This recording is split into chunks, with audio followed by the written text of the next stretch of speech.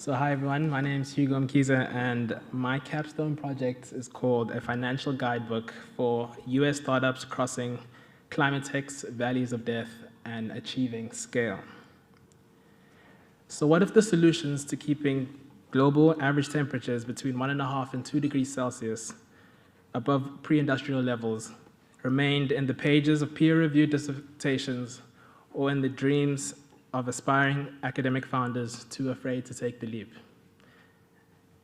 As I go through this presentation, I would like you to keep this question in mind, as it underpins the motivation for my project. As per the IPCC Sixth Assessment Report, in order to achieve our net zero ambitions, we require a step change in technology innovation. Both governments and the private sector have critical roles to play in ensuring investment in clean and sustainable energy innovation in order to scale up these innovative solutions. In a recent report by Endeavor Insight titled Scaling Climate Tech, a global study of entrepreneurs and networks, interviewed founders cited access to capital as the greatest challenge hindering their progress. This is why I wanted to use my Capstone project to create a resource for academic founders to know what types of capital are available and when in their business journey each type of capital makes the most sense.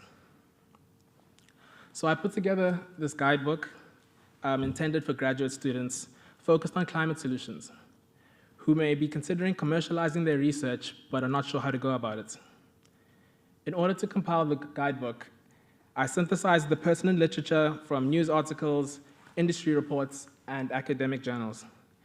And I concluded 44 interviews with industry practitioners, such as venture capitalists and other investors, climate tech founders and CEOs, and funding organizations like accelerators, financial institutions, and the Department of Energy. Conventional wisdom dictates that postdoc students either pursue a professional career or the academic track, with few considering a career in entrepreneurship. It's commonly accepted that this path is particularly challenging, but I think that gradually over time it's becoming less risky and more rewarding. The guidebook aims to help the reader prepare for a financial strategy in order to overcome climate tech's valleys of death.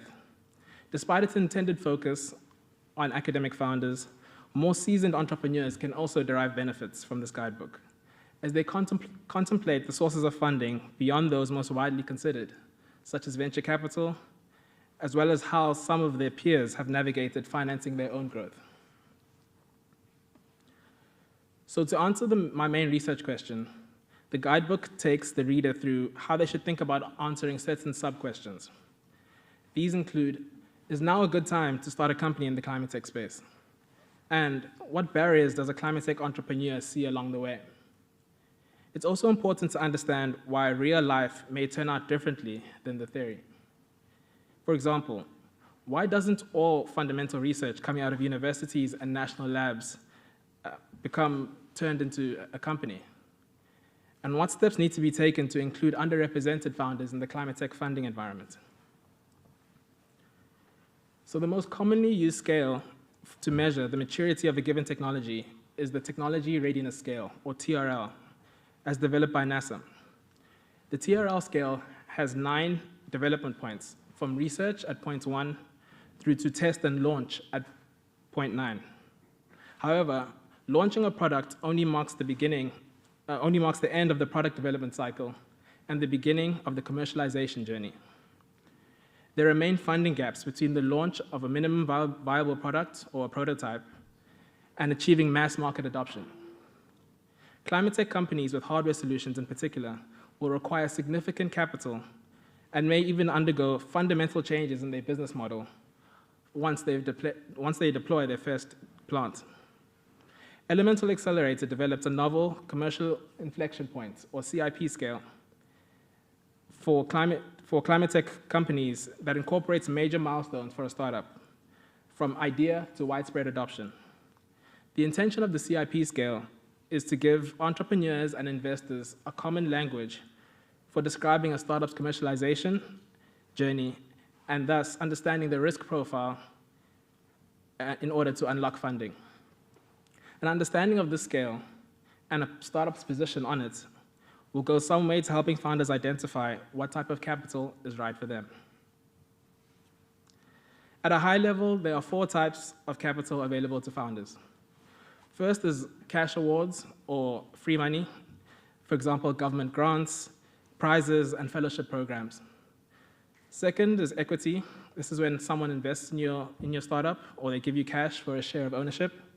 For example, an example might be venture capital. Then thirdly, there's debt. This is borrowing or a loan. This is where a lender gives you cash and you have to pay them interest until you've paid back your loan.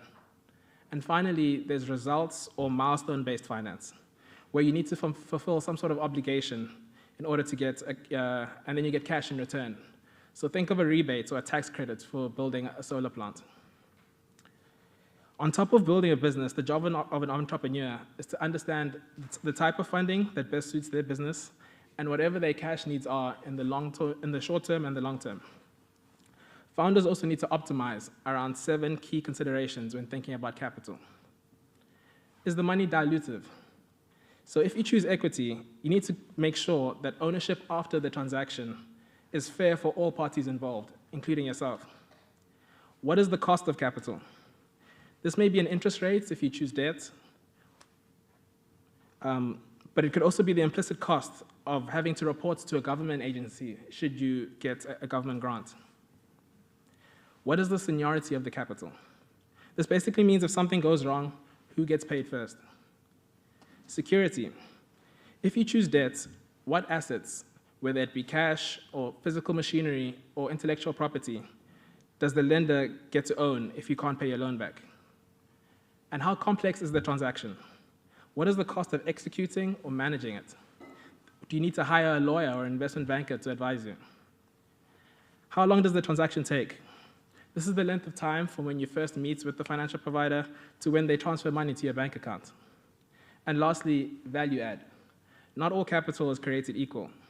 Some investors and programs can help early founders with everything from building a team to giving you executive coaching.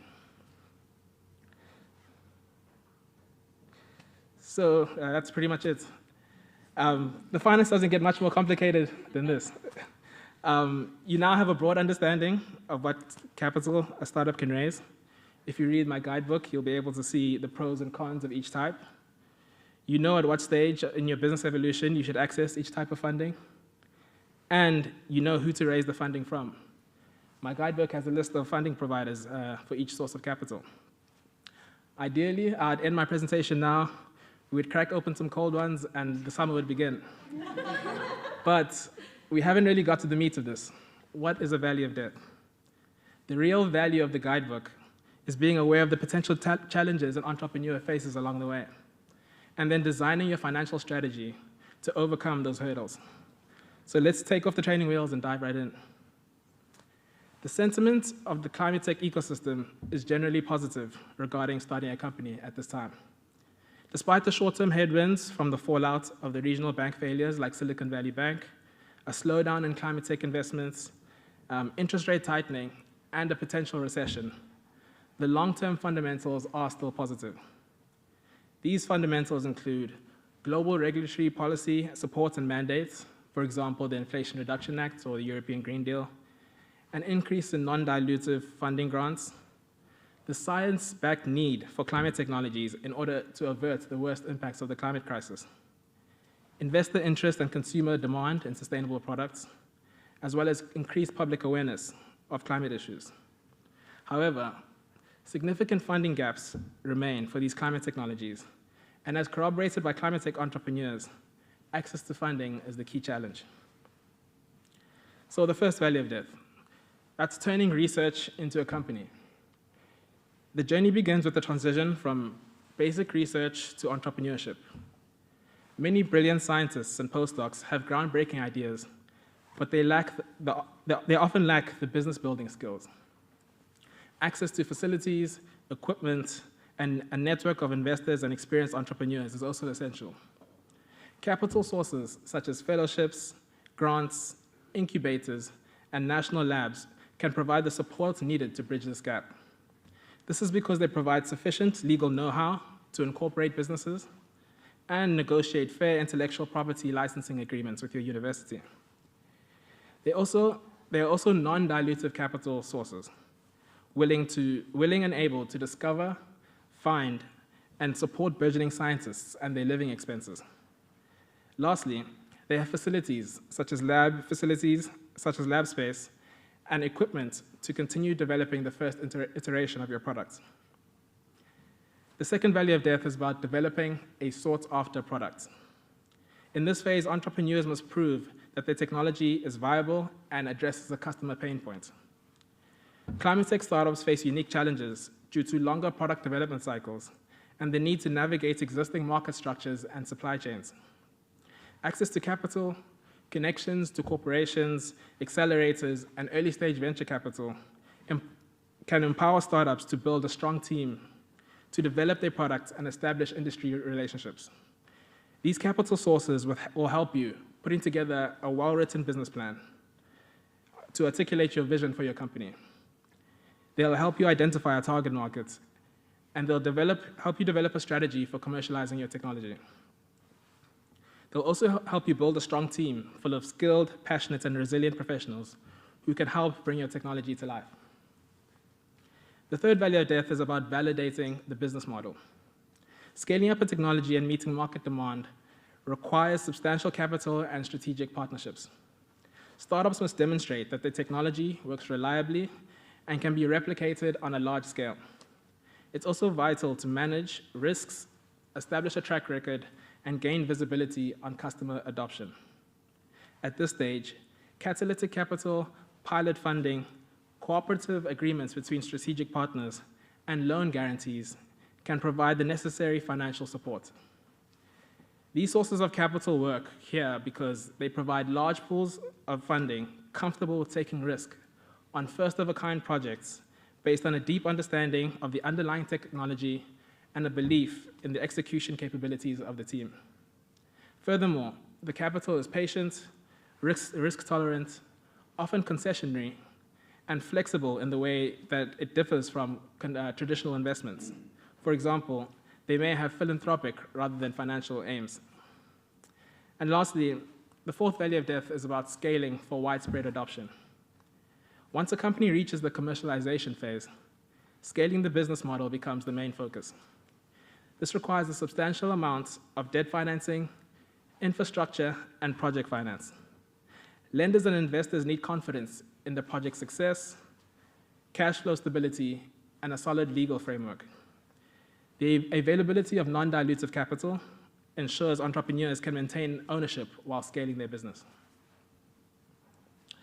While that funding journey through the valleys of death might have seemed relatively straightforward, the real world often presents additional challenges. Not all startups make it out of the first valley of death, due to a lack of an entrepreneurial culture in the university through embedded entrepreneurship programs, or perhaps they have limited lab facilities, or perhaps the technology transfer office has opaque policies and processes. This results in an issue with the pipeline of climate tech companies coming out of these institutions.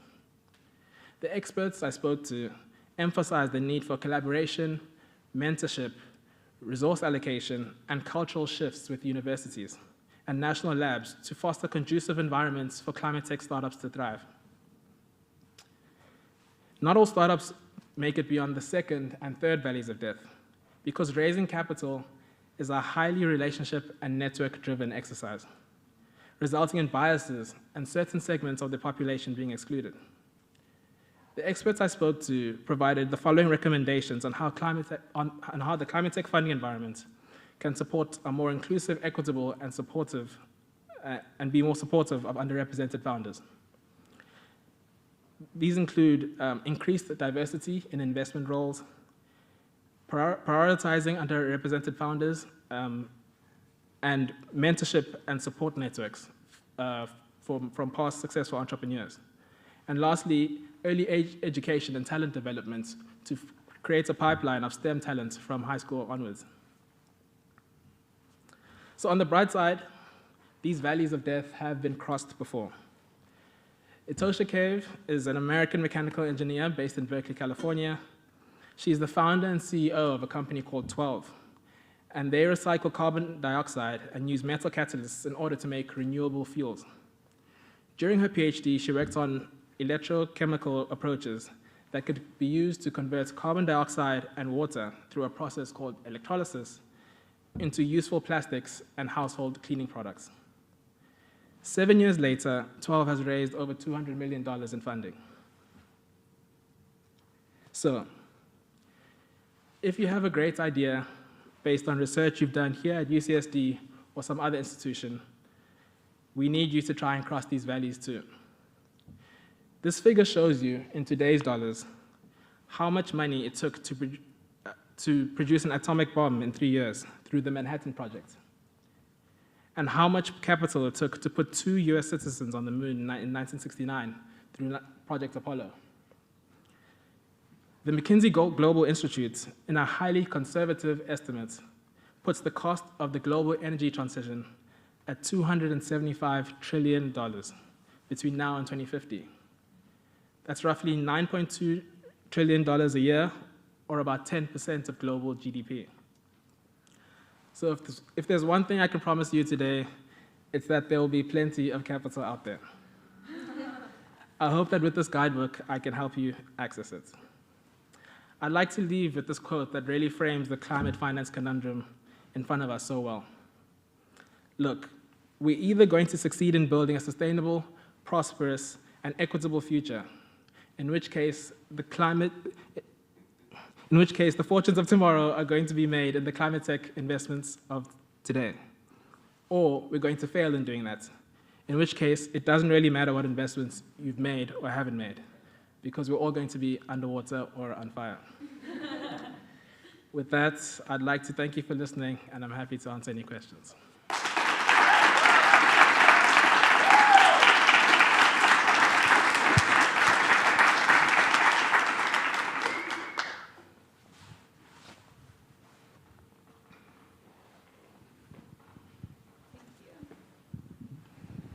First of all, excellent job. I don't see myself as being very business-minded, and you did a really great job breaking down really complex processes.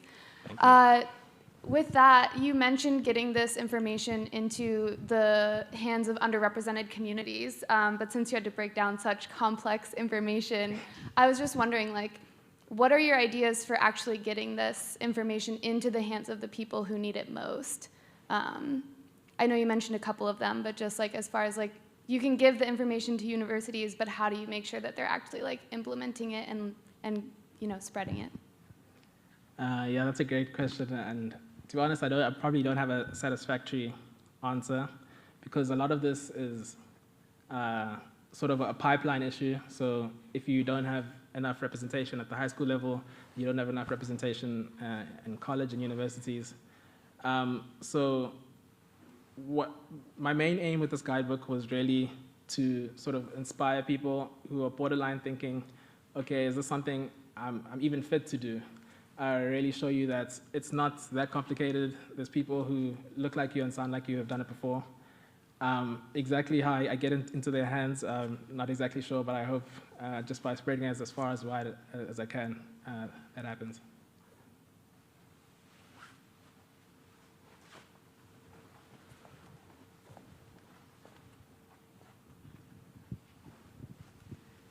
That was awesome. I am personally interested in looking at this book and using it, so I will ask you about that later. Thank you. But I'm curious, in your analysis and everything, do you have recommendations for entrepreneurs in the climate space to start? Is it easier to start in for-profit, corporate, sort of that space, or is it better to start in the nonprofit space, or does it really just depend on where the company wants to go?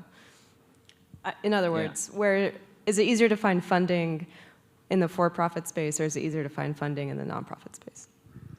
Yeah, that's a good question. So in the beginning, to be honest, it doesn't really matter. And I only say that because if you look at government grants and even very, very early stage venture capital, they're really funding your idea, and they're funding the people behind the idea.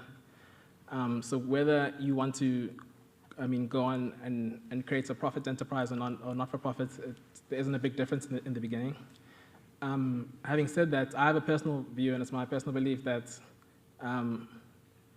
profit and a sort of capitalist intention creates sustainability.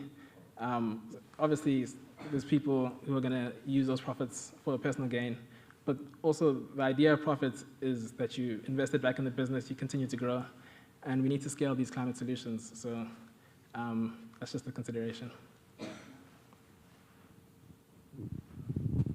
There's one.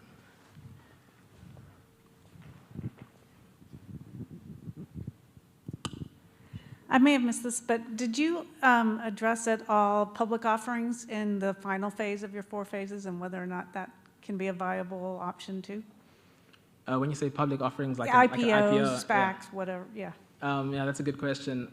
So the sort of scope of the guidebook is to get you from basic research to a scaling enterprise, and there's probably more to do after that to get you to like a huge company that can be listed. Having said that, once you get to the scaling stage, it's quite objective on whether a company is performing well or not. You can see, like, you can look at the accounting, you can look at, are they generating cash flows? Is this business profitable? So there's less risk at that stage. People are often willing to throw cash at things that they can easily see are doing well. But yes, the next step would be a public offering after you've passed these valleys of death. At the back.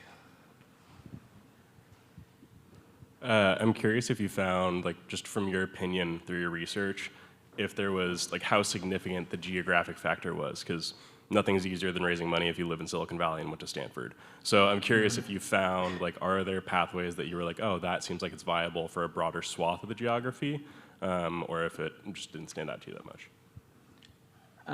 Yeah, that's a good question. I mean, I didn't consider it from like a state level or regional, but the reason the scope of my research and why the title says US startups is because sort of this country has the best ecosystem for innovation and creating environments for these kind of companies to thrive. So, I mean, I'd say throughout the country, and compared to other countries, you look at Europe, who struggle with this thing. They have lots of regulations, but little actual funding. I think there are very few countries that are better placed to sort of foster early stage startups in the climate space, from what I saw. Any more?